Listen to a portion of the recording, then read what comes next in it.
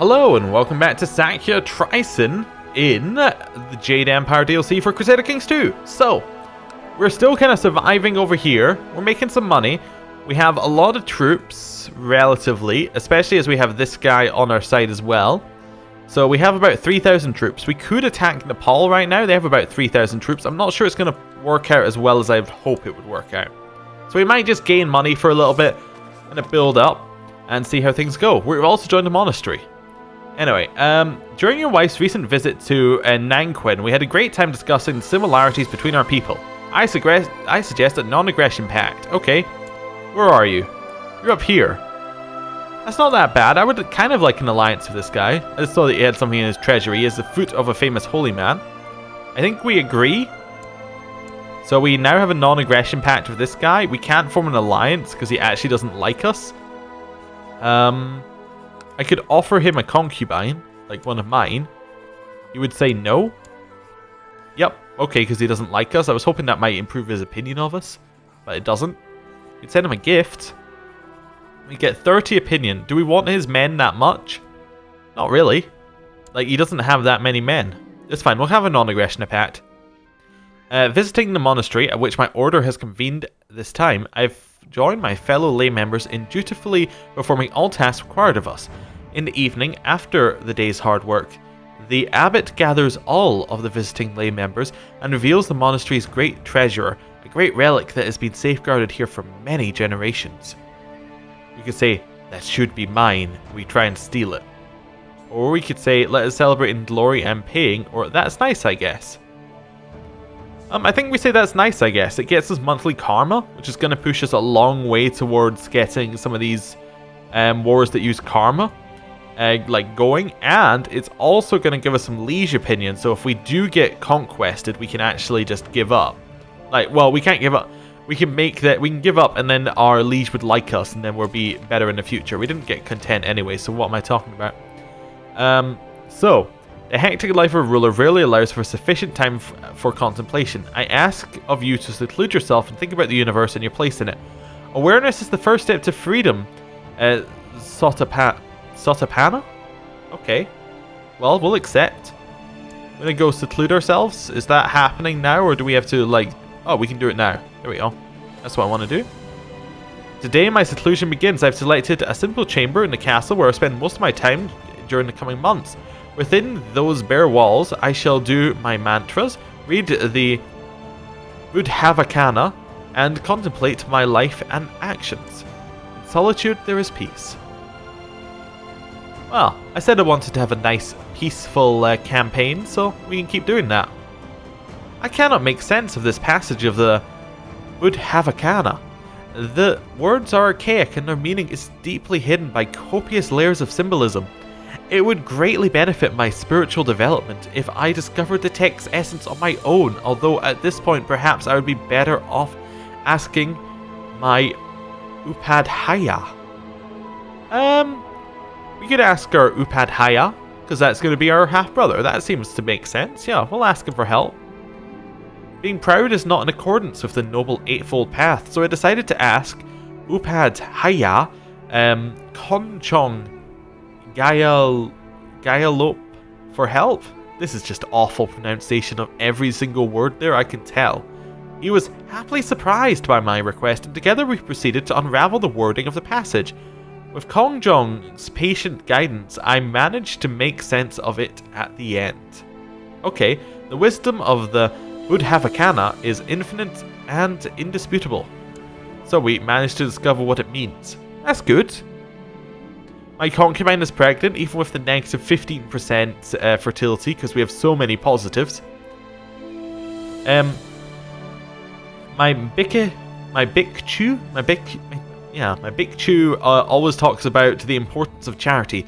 I do give alms to the poor on a regular basis. However, I often feel reluctant when doing so, and it brings me shame. While in meditation, I have plenty of time to think about this. Perhaps I should strive to be more charitable. We could give some money, or we can say I give enough. I kind of want to keep my money, so in a very monk-like thing, I'm just going to keep it. Some of these take I think militia training grounds is what we're saving our money for right now. After coming to the realization I'm already doing so much for my subjects as their... would that just be Gapo? I've been able to put the thought about charity out of my mind. It does not distract me longer. I'm a good Buddhist on the whole. Well, you know, whatever. I'm going to definitely build our militia training ground here. It's going to give us some extra troops. Today has been a day of new insights and revelations. In my seclusion, I've had plenty of time to think about my actions, my life, and my place in this world. Things I had never thought about before suddenly became clear. Today, my awareness is truly expanded. Okay. Neat. Very neat. We have so much money coming in. It's brilliant. For me, the biggest challenge while meditation is the solitude. As I sit here and reflect upon the Noble Eightfold Path, thoughts enter my mind which I desperately want to share with someone. I barely exchanged a single word since I began my seclusion.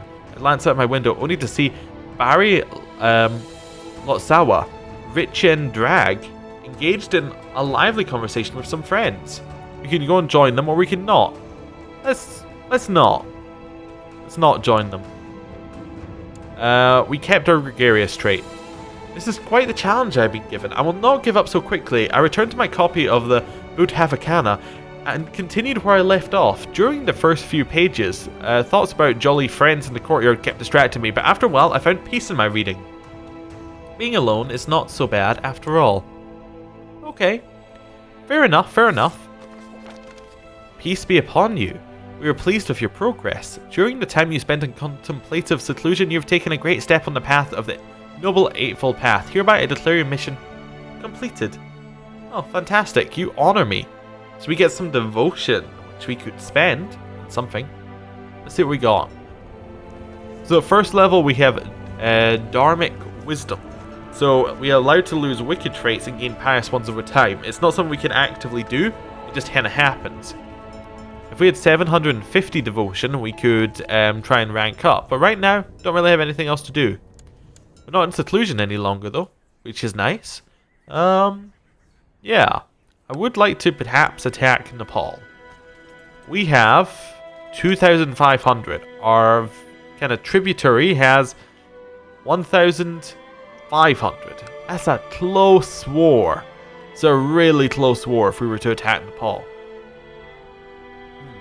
Interesting. I perhaps want to start fabricating claims over here. Like maybe I want to move down into India first before I try and head north.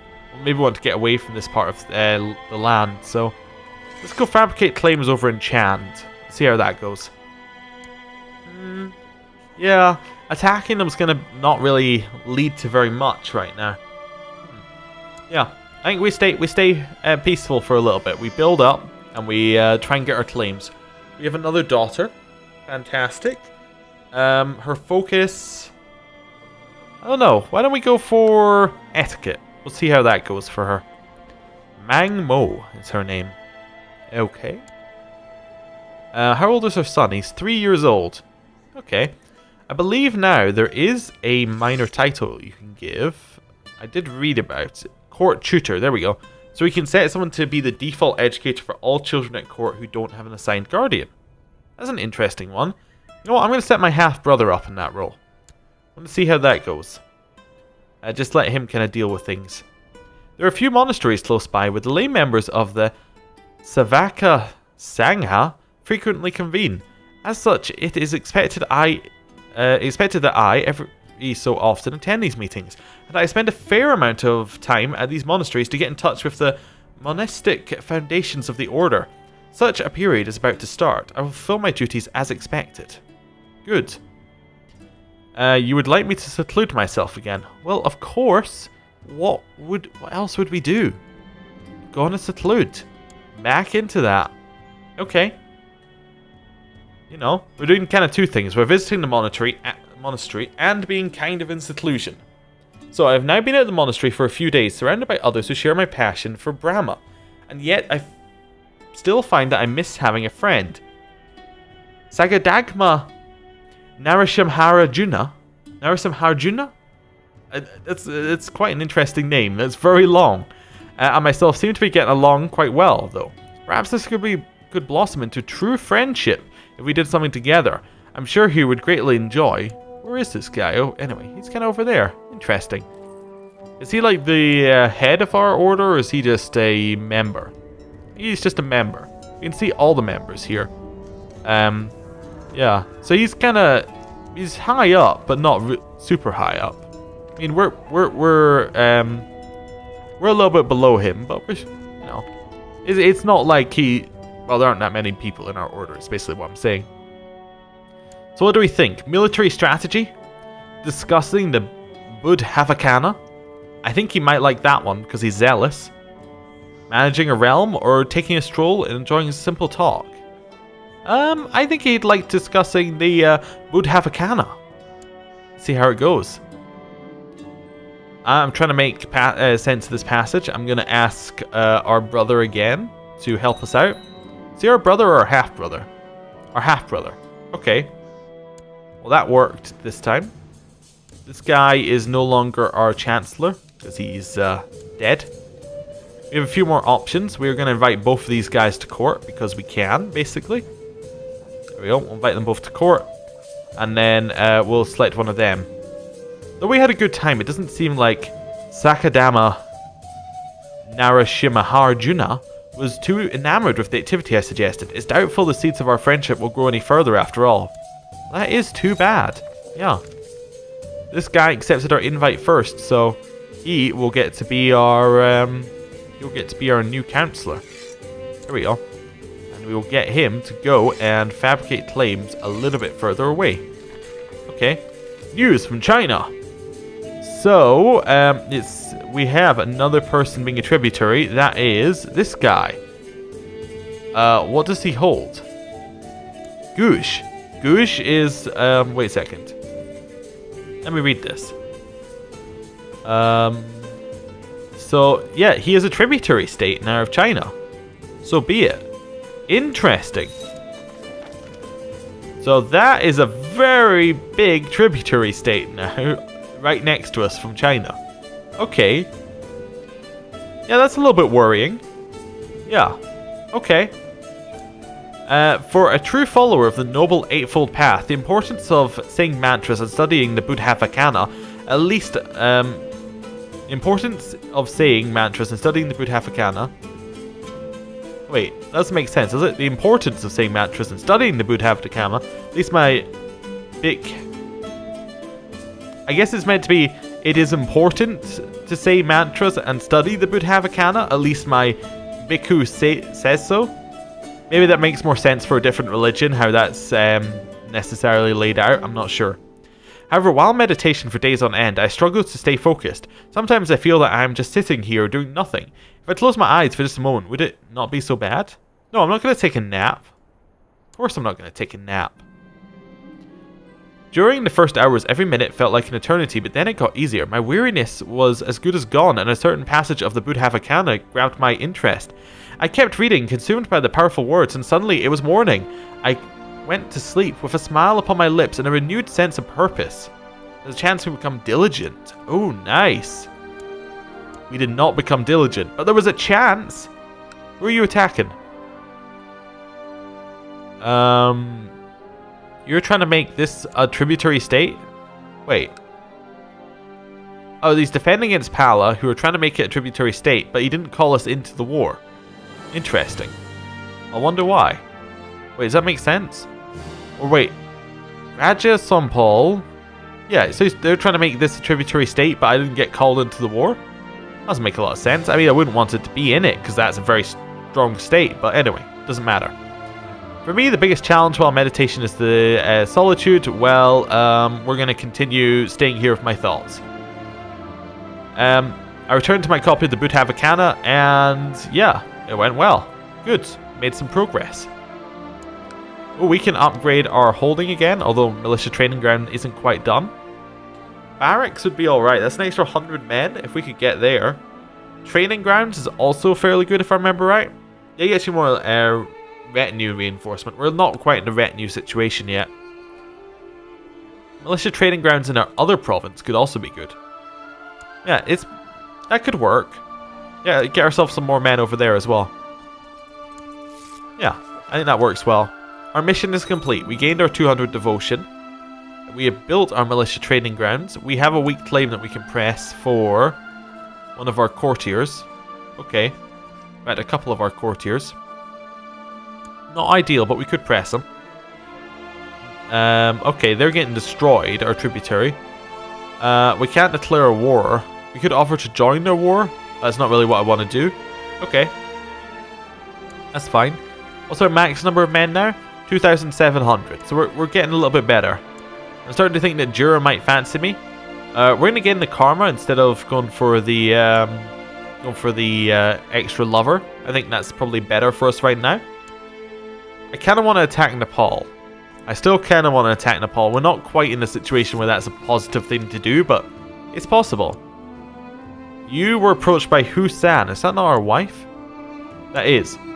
Our wife, a Taoist, tried to convince this person to change religion. Well, I'm going to engage my wife in theological debate. My dear husband, your penetrating gaze can part even the thickest theological fog.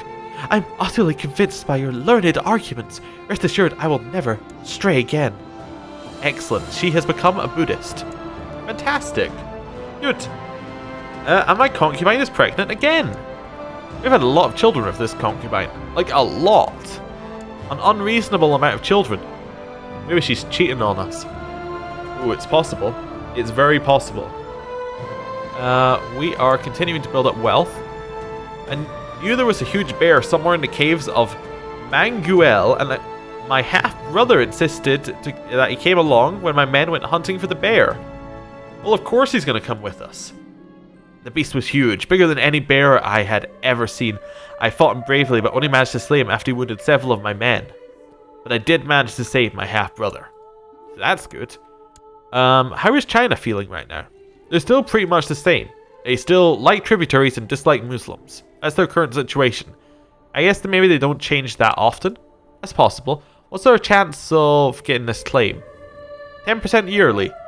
It's not amazing, but there's not really another way of expanding currently for us. I think that just securing our dynasty seems pretty good. I think our best chance of expanding might actually be to go underneath Guj or something like that. And then we're able to expand in there, or go underneath Pala. Expand it into the Indian land. In fact, that would work really well. There's a lot of little provinces all over the place that we could potentially grab. That's a good possibility. I need to think about that one. It depends, anyway. We have another daughter named Dedzen. Okay, or Dezen. Okay, that's alright. We're about to finish our militia training grounds in our other province. We're going to be about as strong as we're ever going to be right now. There we go. Finish that. So we're now at 2.8 thousand troops. This group are still there. Who are you attacking? So you're attacking these guys in a vassalization war, but now you're underneath the same person. It's going to be a lot easier for you. Okay. Yeah, is there anybody else I would want to be underneath? Pal is like the only one. Yeah, I'm not sure. I'm kind of like being independent. It's just very difficult to expand while independent. You would like me to go on a pilgrimage? Sure, I'll go on a pilgrimage. That seems absolutely fine. We could compose a book as well, actually. That's probably one that would be worth doing. It's a new thing. Let's go on the pilgrimage, then we'll compose our book about it. Well, we could compose a book while we're on the pilgrimage. We'll make travel plans. Where am I going to go? Let's go where Buddha achieved enlightenment. Let's see how that goes. And I would like to compose my book. So, this is a new thing where we can pass a book on to our descendants. So, to compose a work of literature is not an undertaking for everyone. Having spent a lot of time thinking it over, I've summoned my closest advisors and fetched the best scribes. When they ask me what this work should be focused on, I pause, but only for a second. Well, I think it should be something on, it should be religion-based. I think that's kind of our thing right now. So, yeah, let's go all religion-based. See how it goes. Okay.